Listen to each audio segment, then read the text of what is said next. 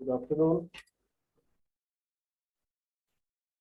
बेटा। आज मैंने आपको ना लास्ट टाइम एचसी वर्मा से क्वेश्चन दिए थे करने को।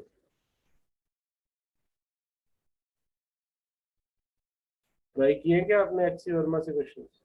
Yes sir. कोई डाउट है उसमें? यस डाउट बोलो बेटा, कौन सा क्वेश्चन पढ़ो आप। सर, एक्चुअली मेरे पास बुक नहीं है, मैंने पीडीएफ से किए हैं। ओके, पीडीएफ से क्यों? क्वेश्चन नंबर बोलो। Sir 10th। किसके पास बुक है बेटा? 10th क्वेश्चन पढ़ना एक बार।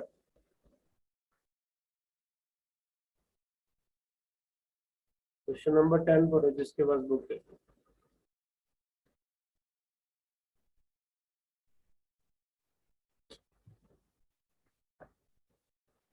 मैं देखो फिर क्वेश्चन नंबर 10।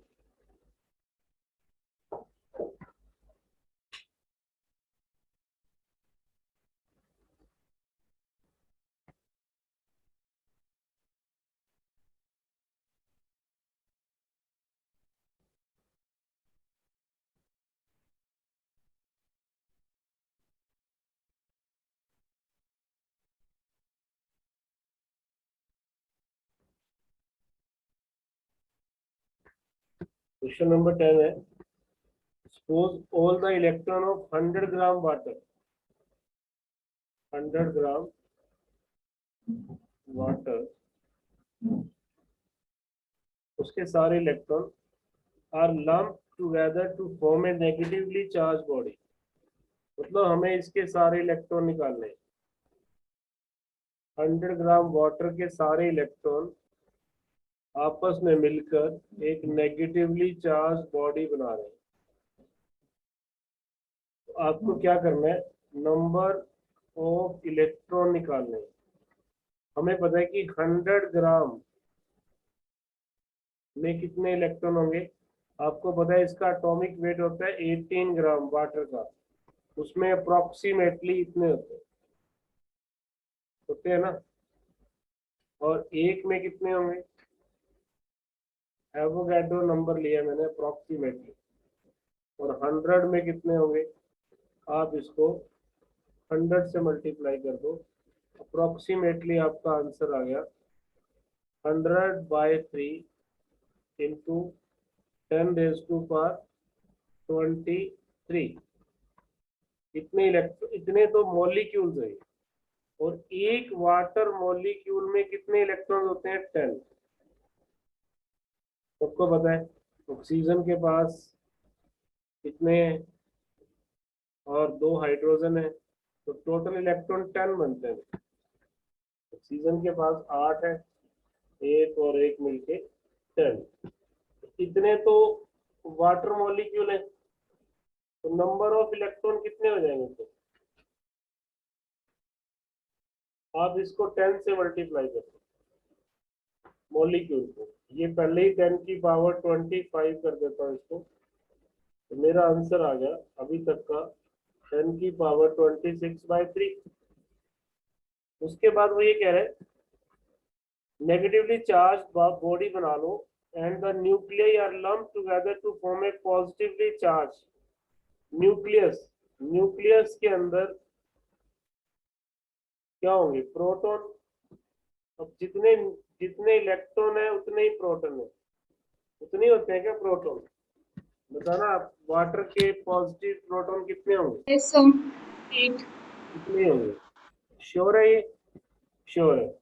तो ये नेगेटिव इलेक्ट्रॉन का लंप हो गया और वो पॉजिटिव का हो गया। फिर वो आपसे क्या पूछ रहा है?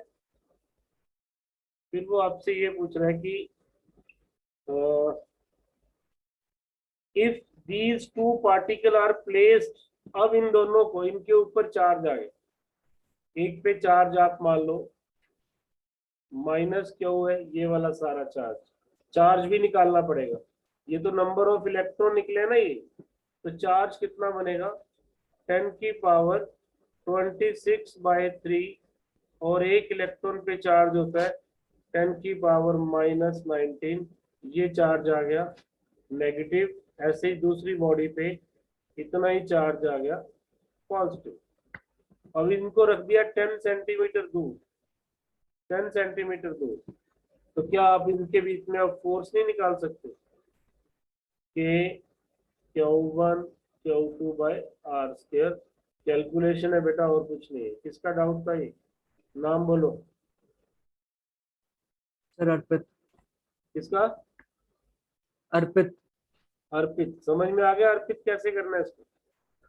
Yes sir. Okay, next doubt बोलो जी। क्वेश्चन Sir, नंबर 15th. सर 15। किसका है 15? Sir Chirag.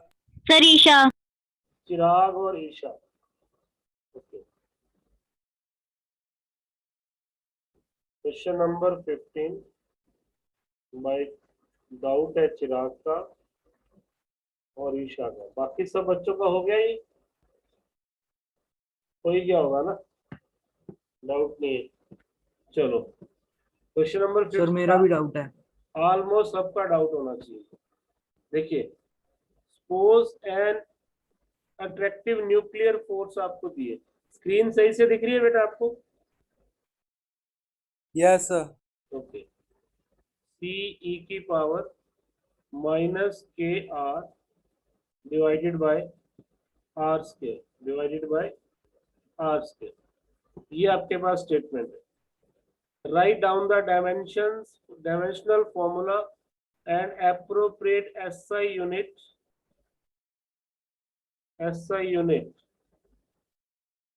Of C and K। मुझे C और K के यूनिट बताने हैं पहले, और डायमेंशनल फॉर्मूला। ये तो 11th का पार्ट हो गया, 11th क्लास में आपने डायमेंशन पढ़े थे। चलो फिर भी देखो, ई के कोई डायमेंशन नहीं होते। ई आपके पास एक्सपोनेंशियल है। ई की पावर चाहे कुछ भी हो, इस सारे के डायमेंशन M0 L0 T0, क्योंकि ई एक नंबर है और ये नंबर ही रहेगा। इसका मतलब सी के डायमेंशन तो वही हो गए जो फोर्स के हैं। सी के डायमेंशन तो फोर्स वाले हो गए और यूनिट भी फोर्स वाला हो गया। क्या ये समझ में आ गया ईशा आपको? Yes, sir. पावर वाला नहीं पता लगा था. हाँ, अब आगे देखो, जो पावर में भी होगा ना, ई की जो पावर में भी है के आर, और ये वाला शायद आर स्क्वायर। एक मिनट, ये आर स्क्वायर चेक करना। ये आर स्क्वायर सबके नीचे तो नहीं है आर स्क्वायर के? फिर आंसर बदल जाएगा। एक बार दोबारा से चेक कर लो मैं। ये यस यस यस यस, यहाँ थोड़ी सी मिस्टेक हो रही है। ये जो आर स्क्वायर है ना, वो इसके नीचे नहीं है, सबके नीचे है। आप चेक करो दोबारा से, ये उसने ऐसे लिखा हुआ है, ये ऐसे लिखा हुआ है आर। इसके नीचे तो आर को वो खुद ही काट देता ना। इसका मतलब अभी हमारा आंसर चेंज होगा। आर स्क्वायर सबके नीचे, ऊपर है के आर। इट मीन्स इसके तो डायमेंशन नहीं है, मैंने पहले ही बताया। अब सी के डायमेंशन क्या होंगे? एफ इंटू आर स्क्वायर वाले, तो यहाँ पर L3 कर लो, एफ इंटू आर स्क्वायर, और यूनिट भी क्या कर लो आप? Newton metre square. अब समझ में आ गया ईशा? Yes, sir. हाँ, दूसरा ये जो पावर है ना ई की, के आर, ये भी डायमेंशन लेस है, क्योंकि कांस्टेंट के ऊपर कोई ना कोई वैल्यू आएगी। वेरिएबल तो आ नहीं सकता, वैल्यू आएगी। तो यहाँ से आपके पास आर तो रेडियस है, के डायमेंशन क्या होंगे? आर नीचे आएगा तो M0 L-1 T0, और यूनिट क्या होंगे? Metre inverse. ये आपका सेकंड पार्ट। क्या इतना समझ में आ गया? Yes sir. Yes, sir. Okay, Isha इसका थर्ड पार्ट भी है जिसमें कैलकुलेशंस है। वो कैलकुलेशन तो आप कर लोगे या करूं? उसमें Sir, तो हो जाएगी. उसमें तो वैल्यू पुट करनी है और कुछ नहीं है। नेक्स्ट चलो बेटा, नेक्स्ट डाउट। कहां तक दिए थे मैंने? Sir, 25, sir. हाँ, 25 तक।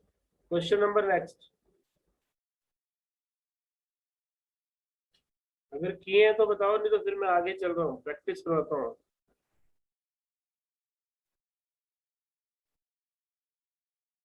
नो डाउट, मतलब आपने या तो किए नहीं या आपके डाउट नहीं है। चलो मैं मान के चल रहा हूँ। 20 क्या बोल रहे हो? दोनों 20th क्वेश्चन डाउट है। 20th yes sir. 20th क्या? Yes sir. Okay 20th question.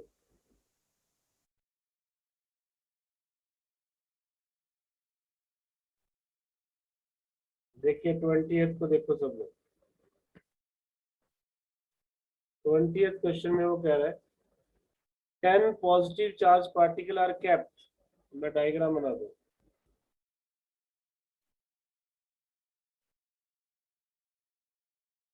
10 positive charge particle are kept on X axis. एक तो 10 सेंटीमीटर पे पड़ा है, दूसरा 20 सेंटीमीटर पे पड़ा है, तीसरा 30 सेंटीमीटर पे पड़ा है, एंड सो ऑन 100 सेंटीमीटर पे। फर्स्ट पार्टिकल पे जो चार्ज है वो आपको गिवन है 1.0 इंटू 10 रेज टू पावर कितना गिवन है, -6 है शायद, -6 ही है ना, -6 -8 है। It is not 6, it is 8। The second charge है वो 27 है, नहीं 8 है, वो यहाँ पड़ा हुआ 8 into 10 raise to power -8। Third 27 है। इस तरह से चार चलते जा रहे हैं और लास्ट कितने 1000 -8 1000। आपको बताना है find the magnitude of the electric force acting on 1 coulomb charge placed at the origin. यहाँ पे आपको बताना है। देखो बेटा ये सारे इसको फोर्स लगाएंगे और एक ही डायरेक्शन में लगाएंगे, तो आप टोटल फोर्स को ऐड कर लो। कांस्टेंट के 1 coulomb 1.0 10 raise to power -8। First force लिख रहा हूँ 10 सेंटीमीटर, उसके मैंने मीटर बना दिए। दूसरी फोर्स के को एक बार के ही रहने दो,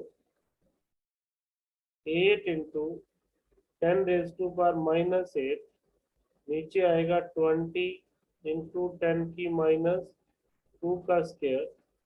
इस तरह से आप ऐड करते जाओगे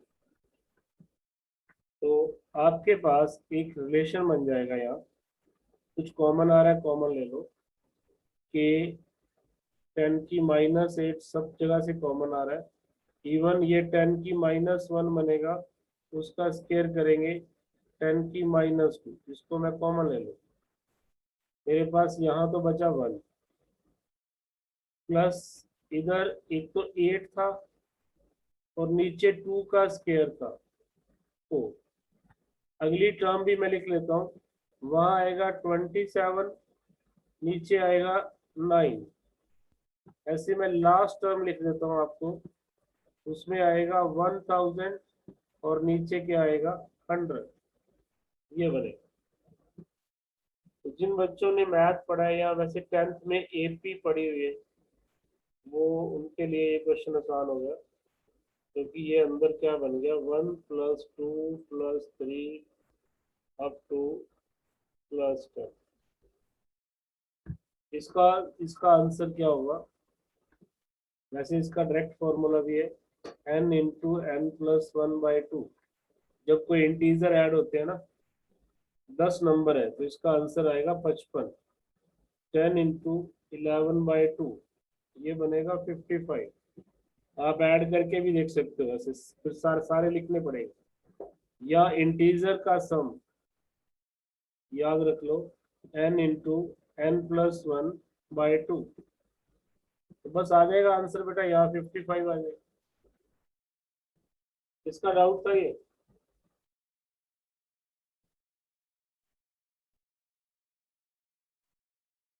okay, any other doubt? Sir इसका आंसर कुछ और दे रखे पीछे। सॉल्व नहीं किया बेटा, 55 तो यहाँ आएगा।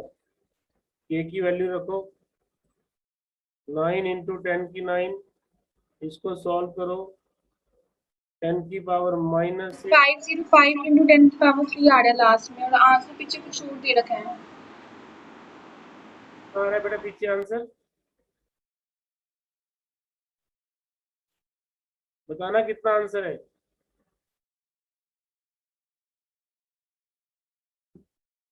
बोलो।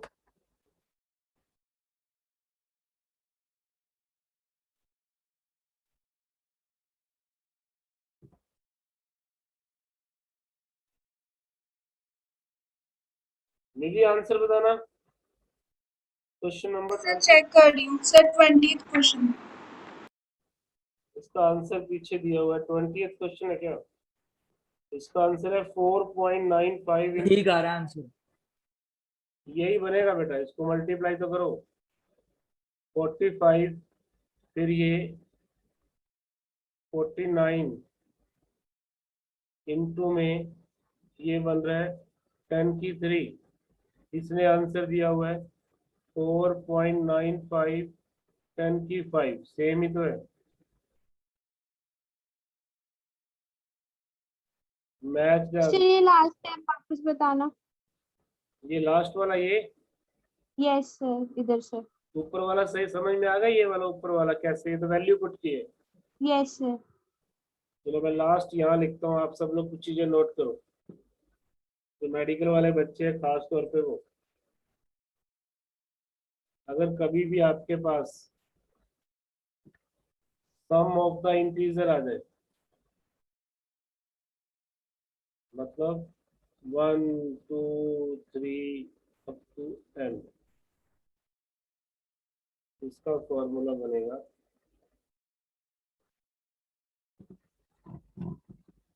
और अगर आपके पास सम ऑफ n स्क्वायर आ जाए,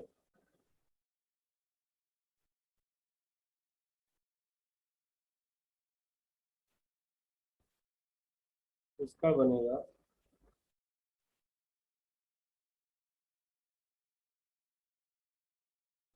6।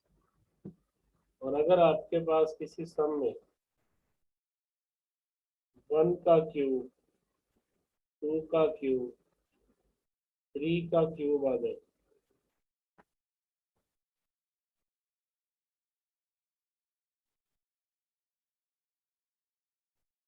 ये जो आया था ना यहाँ, इसका स्क्वायर कर दो। ये तीनों आप ना नोट कर लो, कभी भी किसी सम में इसकी जरूरत पड़ सकती है आपको। Sum of the integer, square of the integer, हो सकता है ब्रैकेट में ऐसे बन जाता, इस तरह बन जाता, तो आप इसको ऐसे लिखते, फिर 2 का स्क्वायर, 1 का स्क्वायर, 3 का स्क्वायर, 10 का स्क्वायर। अब हमारे सम में तो ऐसा नहीं बना, हमारे सम में तो ये बना था, तो फर्स्ट पार्ट बन गया था। लेकिन किसी सम में सेकंड पार्ट भी बन सकता है, तो इसका आंसर आपने n, आपका क्या है लास्ट 10 है ना, आप यहाँ पुट करोगे तो इसका आंसर बनेगा 10, n+1 11, 20+1 21/6, जो भी आएगा वो इसका आंसर होगा। ये कट रहा है 5, ये कट रहा है 3, ये 7, तो 55 × 11, 10 होता तो 550, 55 और ऐड कर दो 10, कितना बनेगा देखो, 605 बन जाएगा ना, 605। ये डिपेंड करता है किस क्वेश्चन में कौन सी सीरीज, को सीरीज बोलते हैं। मैथ्स वाले बच्चे जानते हैं सीरीज, एपी जीपी भी जानते हैं, ये स्केयर वाली भी जानते हैं, बट मेडिकल वाले इनको नोट करो, कभी ना कभी यहाँ यूज हो जाएगा। क्या समझ में आ गया ये वाली शीट? हटा दूं क्या इसको?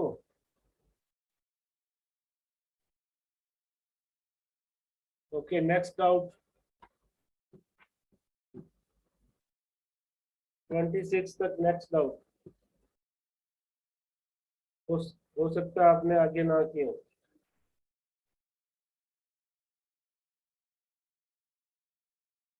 चलो मैं देता हूँ क्वेश्चन, ट्राई करो।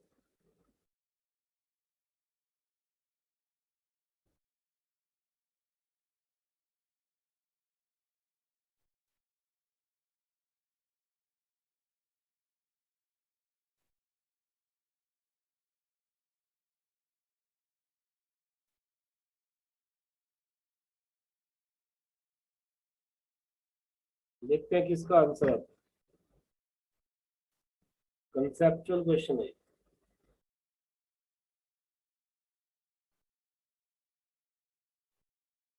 बोलो। Fourth option. Fourth. Option fourth. Fourth. कुछ बच्चे फोर्थ कह रहे हैं।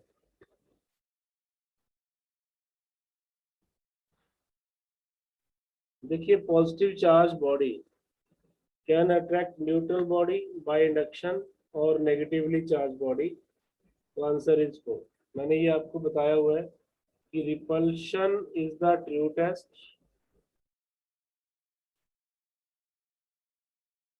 ये आपको बेसिक थ्योरी में करवाया है।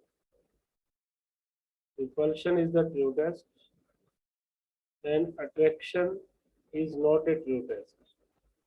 पॉजिटिव नेगेटिव को तो अट्रैक्ट करता ही करता है, बड़ा पॉजिटिव छोटे पॉजिटिव को भी अट्रैक्ट करता है, और पॉजिटिव चार्ज न्यूट्रल को भी अट्रैक्ट करता है। तो आपका आंसर क्या बनेगा? It may be either negative charge और विदाउट चार्ज। अगर यहाँ पॉजिटिव भी वर्ड देता ना, पॉजिटिव भी, तो भी आंसर सही होता। तो आंसर इज फोर।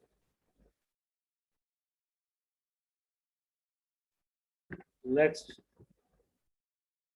थोड़े से बेसिक चेक कर ले आपके।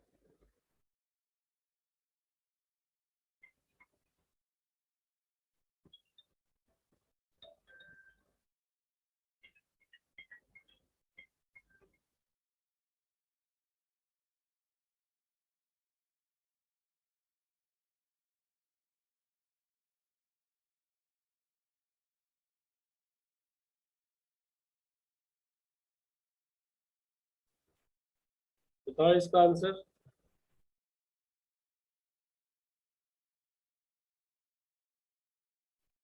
Dissimilar. Second option. Second B. Option कह रहे हैं।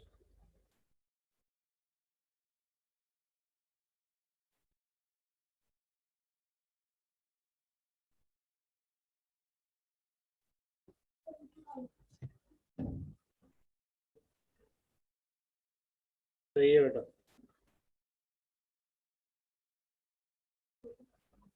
तो ये सिंपल क्वेश्चन है, ये सबको आते हैं। तो मैं शीट चेंज करता हूँ, थोड़ी सी टफ लेके आता हूँ। ये बेसिक थ्योरी वाले क्वेश्चन है मेरे पास, ये सबको आते हैं। हम थोड़े से लेवल इंक्रीज करते हैं।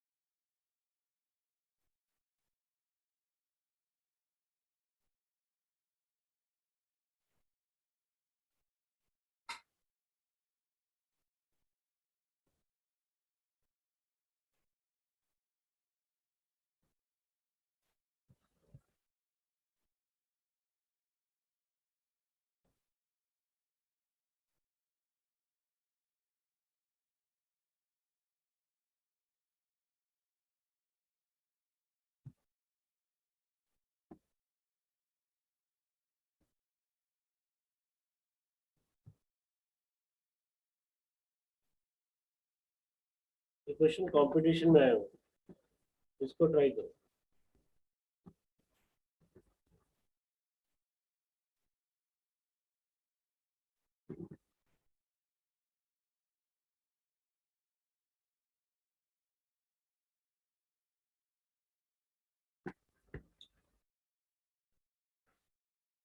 दो स्मॉल चार्जेस हैं।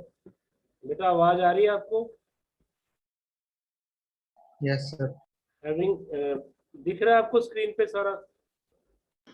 यस क्यू चार्ज इसके ऊपर है और each are suspended by two insulating thread L. ये क्वेश्चन आपने थ्योरी में बुक में भी पढ़ा हुआ है, एसएल अरोड़ा में भी है। यहाँ मैं सीधी लाइन लगा रहा हूँ। तो आपके पास क्या था, whole setup is taken into satellite where there is no gravity. ये अच्छा क्वेश्चन है। जैसे ही आप इस सेटअप को सैटेलाइट में लेके जाएंगे तो क्या होगा बेटा, जब वेट ही नहीं लगेगा ये वाली फोर्स जीरो हो जाएगी। इसका मतलब ये होगा ये थ्रेड एक दूसरे के जस्ट अपोजिट चले जाएंगे, क्योंकि आप ग्रेविटी फ्री स्पेस में चले गए हो। और ग्रेविटी फ्री स्पेस में अगर तो वेट होता फिर तो मैं यहाँ पर तीन फोर्सेस बनाता, वेट, इलेक्ट्रोस्टैटिक और टेंशन। लेकिन उसने कहा वेट ही नहीं है। क्यों कहा? Because there is no gravity, जिसको मैं सर्कल कर रहा हूँ। जब ग्रेविटी नहीं है तो वेट नहीं है, वेट नहीं है तो ये फोर्स नहीं है। अब ये फोर्स तब तक रिपेल करती जाएगी जब तक टेंशन इसके अपोजिट नहीं आ जाती। तो इलेक्ट्रोस्टैटिक फोर्स इधर भी और इधर भी तब तक रहेगी जब तक टेंशन इसके अपोजिट नहीं हो जाती। अब इस केस में इन दोनों के बीच में डिस्टेंस कितना हुआ? L plus L 2L। Yes और नो? क्या ये पॉइंट समझ में आया बेटा? देखिए ग्रेविटी नहीं होगी तो ये फोर्स तब तक मूव करवाती रहेगी ऑब्जेक्ट को जब तक जस्ट अपोजिट फोर्स कोई ना आ जाए। और वो कौन सी है? टेंशन।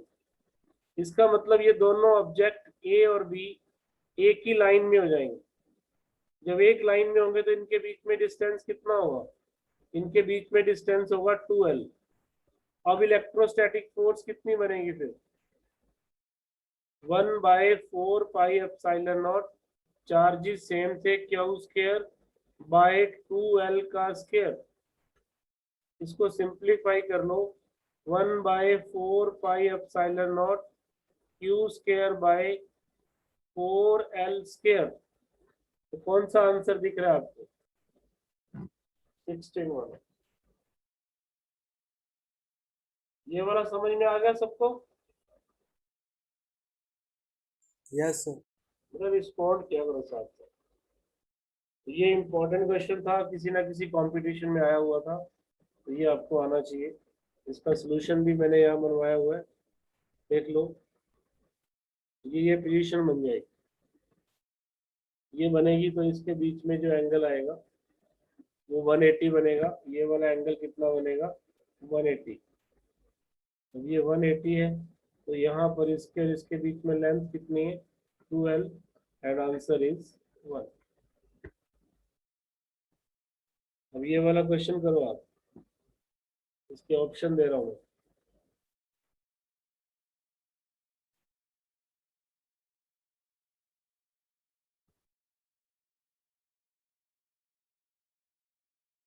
बहुत बढ़िया क्वेश्चन है।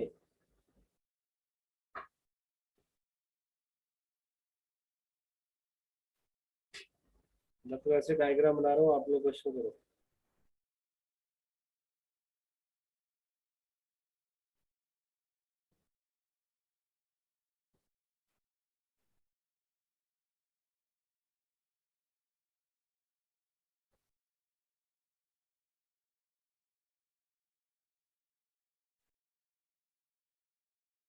साइड L है या 1 है, देख लेंगे। चलो L ले लो, बाद में देख लेंगे। ऑप्शन में L है ना, तो साइड L है। इलेक्ट्रिक फील्ड निकालना है आपको at the mid point of any side. यहाँ ले लो, यहाँ निकालना है। Mid point of any side.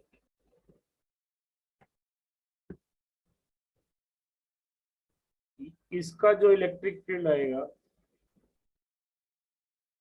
और इसका जो आएगा ये तो कैंसिल ही हो जाएगा, इक्वल एंड अपोजिट है। अब प्रॉब्लम आएगी यहाँ से, ये वाला इलेक्ट्रिक फील्ड निकालना, जितना मैग्नीट्यूड ई इसका आएगा उतना मैग्नीट्यूड इसका भी आएगा। ये सारे अच्छे लेवल के न्यूमेरिकल्स हैं, ये निकालना आपको आसान है। ये एल है, ये L/2 है, ये साइड क्या होगी फिर L² + L²/4 π/4 L², L को बाहर निकालना, तो यहाँ का इलेक्ट्रिक फील्ड भी फिर क्या होगा K Q, इसका स्क्वायर किया π/4 L², जितना ये है उतना ये वाला इलेक्ट्रिक फील्ड होगा, सेम है ना। इसको हम लिख सकते हैं 4/5 KQ/L²। बट क्या इन दोनों को ऐड कर दें क्या हम, दोनों निधि क्या करें, इनको ऐड रिजल्टेंट निकाल। या रिजल्टेंट रिजल्टेंट लेंगे। निकालेंगे। रिजल्टेंट के लिए आपको ये एंगल चाहिए थीटा, एक बार थीटा में रख लेते हैं, चलो मेरे साथ ही देख लो सब बच्चे। तो रिजल्टेंट बनेगा E² 2E² cos थीटा। यहाँ से थोड़ा सिंप्लीफाई करना जरूरी है, 2E² कॉमन आ रहा है, 1 + cos थीटा। तो क्या थीटा E² को बाहर निकाल दो, अंदर क्या बचेगा, तो 1 + cos थीटा। अब बेटा आपको cos थीटा की वैल्यू निकालनी है इस ट्रायंगल से। ये कैसे निकालोगे, आपके पास ये साइड है, आपके पास ये साइड है, लेकिन ये एंगल कैसे निकालोगे, एनीबॉडी। अगर आपके पास ट्रायंगल में तीनों साइड पता हो और आपसे cos थीटा पूछा जाए, तो बेटा ये फॉर्मूला होता है, मैथ्स वालों को पता है, वो भी नहीं बोल रहे,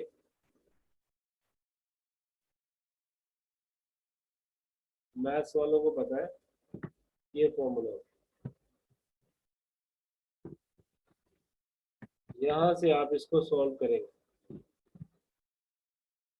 तो कैलकुलेशंस करने के बाद देखो, जो दो साइड बनाती है ना, किसी को भी जो दो साइड बनाती हैं उनका तो स्क्वायर लेना है, सामने वाली को माइनस में स्क्वायर करना है, और नीचे 2ab, इसको बोलते हैं कोसाइन फॉर्मूला। सिर्फ कंपटीशन में यूज होगा, थ्योरी में यूज नहीं होता है। अब यहाँ पर दो साइड कौन सी है, एक तो है 5√5 L/2 कर लो, इसको 4 को भी बाहर ले आओ, ये भी कितनी है √5 L/2, और ये साइड कितनी है L। तो मैं यहाँ लिख रहा हूँ cos थीटा, cos थीटा की वैल्यू इसका स्क्वायर π/4 L², इसका square π/4 L² minus third side L² whole divided by कितना 2ab, मतलब इनका ही प्रोडक्ट किया तो यही आ गया। अब आप सॉल्व करके देख लो, ऊपर कितना बन रहा है, ऊपर वाला सेक्शन बन रहा है 6/4, मैं यहाँ लिखता हूँ, देखो 5 5 10, एलसीएम लिया तो 6/4 L², और नीचे क्या बनता है 10/4 L², L² से L² काट दो, 4 से 4 काट दो, 3/5 आ गया, cos थीटा की वैल्यू कितनी आ गई 3/5। अब आप इसको इसमें पुट कर देंगे, ये सारी वैल्यू मैंने आपको बता दी कितनी आनी थी। अब आप खुद सॉल्व करके देखना, आपका आंसर आ जाएगा। तो अच्छा क्वेश्चन था, समझना पड़ेगा कर क्या रहे हो, कैसे कर रहे हो। तो मैं अपना सोल्यूशन भी दिखा देता हूँ जिसमें डायग्राम अच्छे बने होंगे। कंसेप्ट आपको समझ में आ गया सबको? आ गया हो भाई? अब आप एक बार सोल्यूशन को भी चेक कर लो। हम 2e cos थीटा ही तो निकाल रहे हैं, इसने सीधा लिख दिया √5/2l का स्क्वायर, वही बनेगा 5/4l²। cos थीटा की वैल्यू 4/5, नहीं 4/5 नहीं, अभी तो e निकाल रहे हैं। cos थीटा यहाँ से आएगा, ये गलत किया है इसने, ये गलत किया है। ये कैसे निकाल दिया cos थीटा? देखना इधर, यहाँ पर गलती हुई। आपका कर तो ये रहे हैं ना, इसने बेस अपॉन ये क्या कर दिया ना, ये वाली चीज L बाय साइड ले ली, इसमें कोई राइट एंगल ट्रायंगल तो नहीं बन रहा, नहीं बन रहा। तो यहाँ पर इसने गलती की, हमने जो निकाला था वो सही था। ये वाली साइड आपके पास है √π/2l, √π/2l। यहाँ से आप थीटा निकालोगे तो cos थीटा की वैल्यू आई थी 3/5, आपने 3/5 दे दिया। ये रॉन्ग कर रहे हैं। एनीवेज समझ में आ गया सबको ये? बोलो। Yes, sir. अब पूरा क्वेश्चन करना है आपने, मैं हिंट नहीं दूंगा।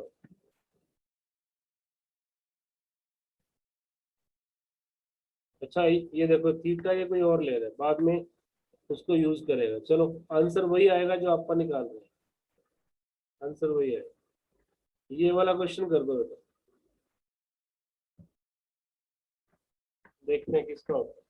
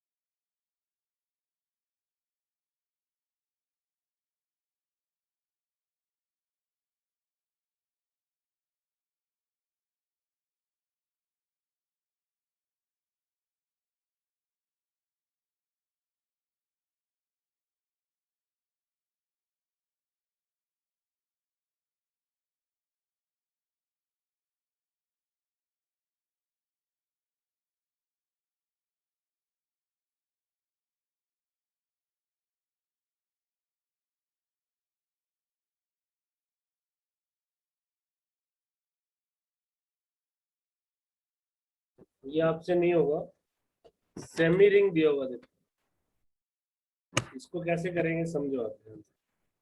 मान लो इसके ऊपर पॉजिटिव चार्ज है, लेट की यहाँ पे पॉजिटिव चार्ज है।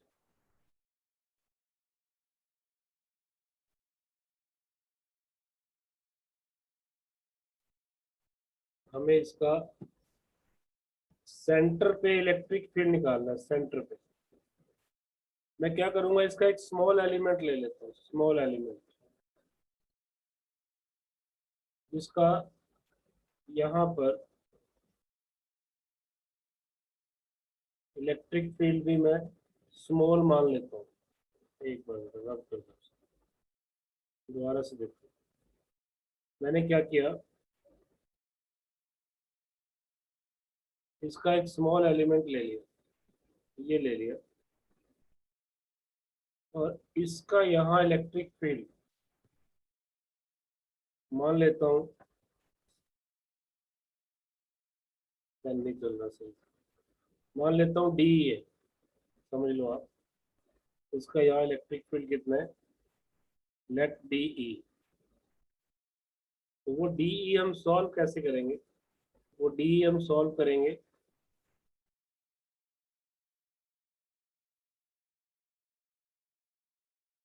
इसको मुझे सॉल्व करना है। ये वाला चार्ज भी स्मॉल होगा, फिर टोटल चार्ज कितना है क्यू, और सरकमफ्रेंस कितना है पाई आर, रेडियस आर। अब ये वाली लेंथ को मैंने मान लिया स्मॉल dl, तो dl से अगर मल्टीप्लाई करूंगा तो स्मॉल चार्ज आ जाएगा, यस या नो। अब इस स्मॉल चार्ज से जो इलेक्ट्रिक फील्ड है वो भी स्मॉल है।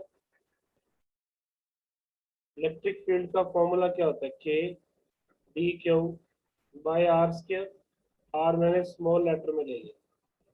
यहां से इलेक्ट्रिक फील्ड क्या आएगा, ये बनेगा के क्यू बाय पाई आर, ये रहा बाय पाई आर, इधर से डी एल, और क्या बचा नीचे आर स्क्वायर, इसको मैंने आर क्यूब कर दिया।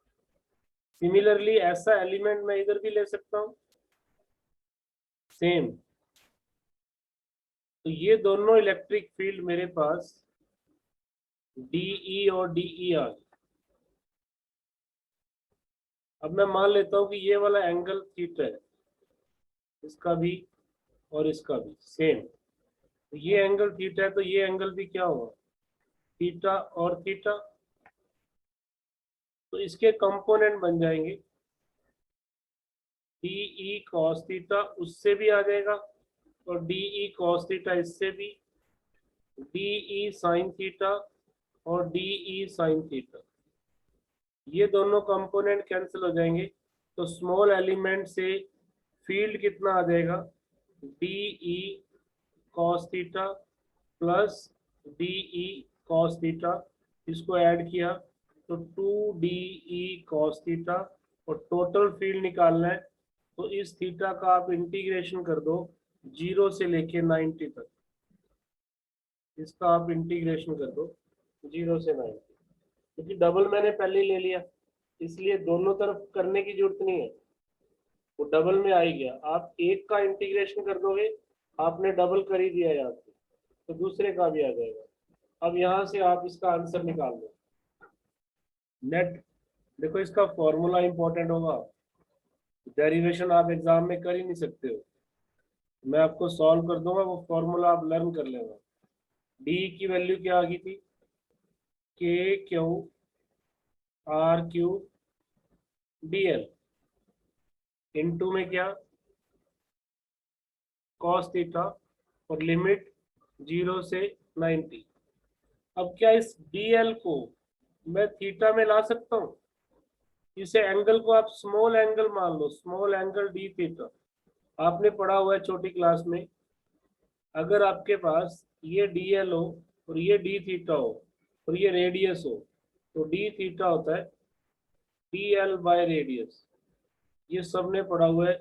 स्मॉल एंगल होता है आर्क अपॉन रेडियस, तो मैं इस dl की वैल्यू पुट कर सकता हूँ r d थीटा। तो मेरे पास ये जो इलेक्ट्रिक फील्ड बनेगा वो कितना बन जाएगा, इस dl की जगह पे मैंने क्या पुट कर दिया, यही लिख देता हूँ r d थीटा। तो एक r से एक r कैंसिल हो गया, ये बनेगा r स्क्वायर।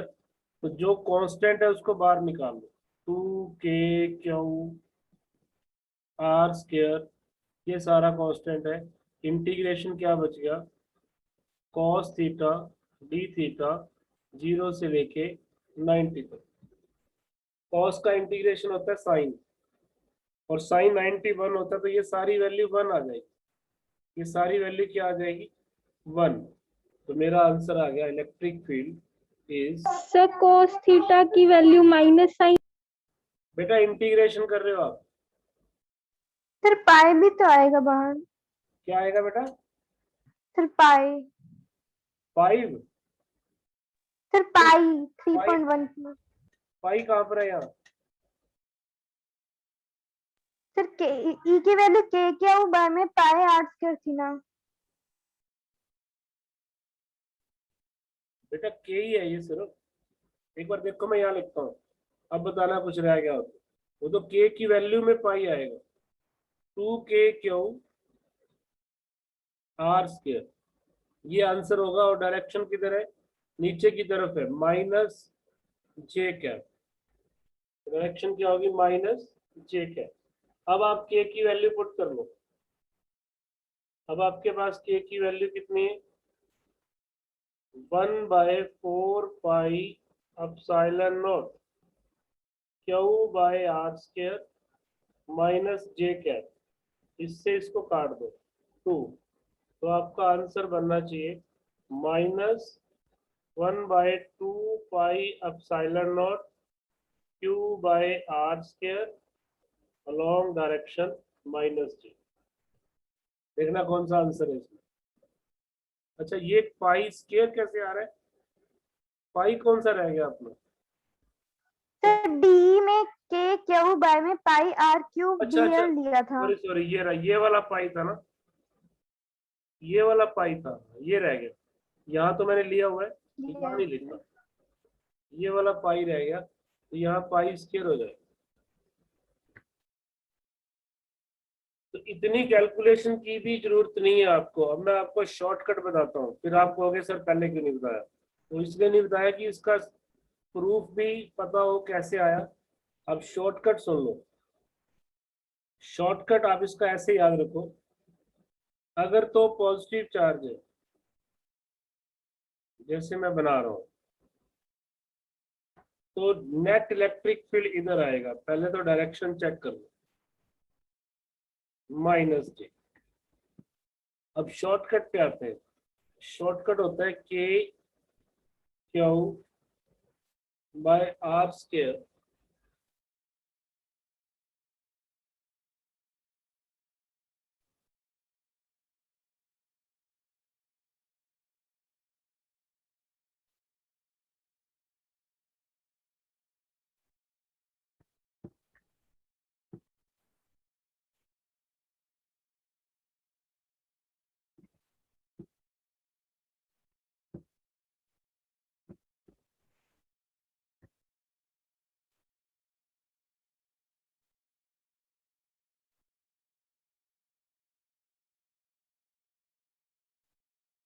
चलो एनीवेज, नेटवर्क चला गया था।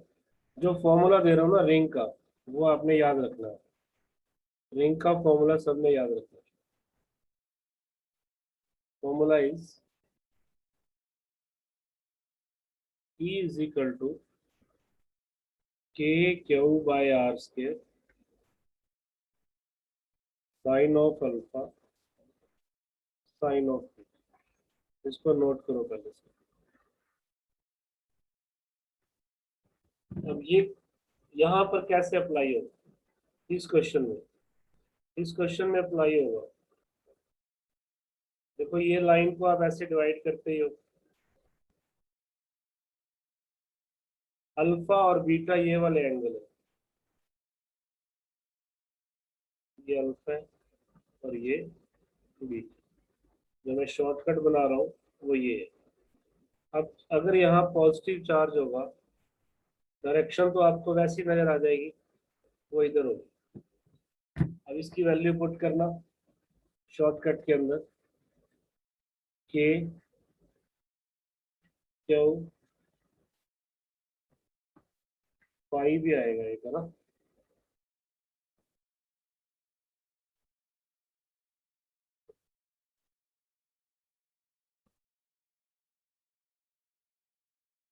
Are square pi sine alpha कितना था? 1 साइन 90 बन जाएगा, ये भी 1 बन जाएगा। तो के की वैल्यू अपने पास कितनी है? 1/4 pi epsilon nought Q by are square pi into 2। Check करना क्या आंसर बन रहा था। 2 pi epsilon nought Q by, यहाँ पाई स्क्वायर कर दो आर स्क्वायर, यही बन रहा था ना आंसर। तो आपने अब रिंग का फॉर्मूला याद रखना है, के Q R square pi sine of alpha plus sine of B.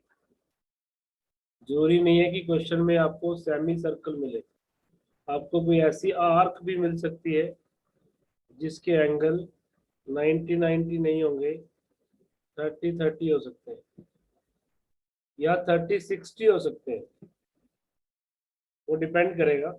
लेकिन अभी आप इक्वल एंगल के लिए इसको यूज करो तो आपका आंसर यहाँ से निकला है। अब कई बार ये आंसर लैम्डा की फॉर्म में होता है। लैम्डा क्या होता है? चार्ज अपॉन लेंथ, यही लिया ना मैंने इस क्वेश्चन में। तो अगर मैं इसको लैम्डा की फॉर्म में करता हूँ तो क्यू की वैल्यू पुट करूंगा तो ये मेरा पाई भी कट जाएगा। लैम्डा की फॉर्म में तो ये और भी आसान हो जाएगा, ये बन जाएगा के लैम्डा बाय आर बन जाएगा into sine alpha plus sign beta. ये चीजें बेटा आप लोग नोट कर लो। ये लैम्डा होता है charge density, charge upon length. अब सेमी सर्कल है तो उसकी लेंथ उसके अकॉर्डिंग आएगी, पाई आर। पाई से पाई कट गया तो मेरे पास जो फॉर्मूला बन गया वो बन गया के लैम्डा बाय आर, अंदर एंगल साइन वाले एंगल होंगे। अगर ये एंगल 90 है तो साइन 90 पुट कर देना, ये भी एंगल 90 है तो यहाँ भी 90 पुट कर देना, बाद में चाहे लैम्डा की वैल्यू पुट कर, आपके पास आंसर आ जाए। क्या ये फॉर्मूला नोट कर लिया आप लोगों ने? बोलो, कनेक्टेड हो ना सब लोग?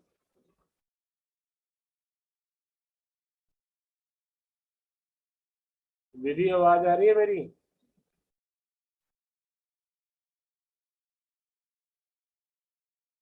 विधि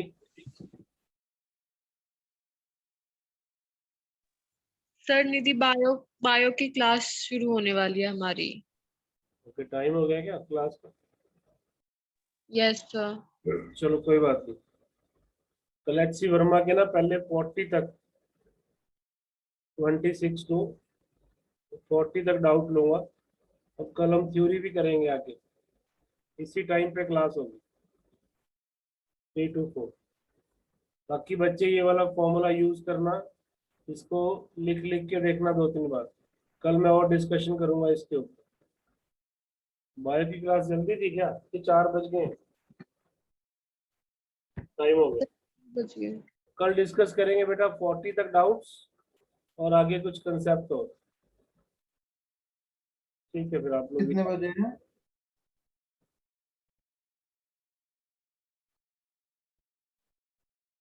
कल क्लास का टाइम कितने बजे है? 3 बजे बेटा। Okay sir. सर आज की रिकॉर्डिंग भेज देना। आज 2 बार रिकॉर्डिंग में डिस्ट्रैक्ट हो गई है, देखूंगा कितनी रिकॉर्डिंग आई है इसमें, देखते हैं। बीच में नेटवर्क इशू आ रहा था आज। रिकॉर्डिंग सेव हो जाती है पहले से। दूसरी बार पता नहीं मैंने रिकॉर्डिंग ऑन की है या नहीं, गौरव। क्या की हुई है आपने? बस फिर आ जाएगी, फिर मैं देख लूंगा। Okay sir.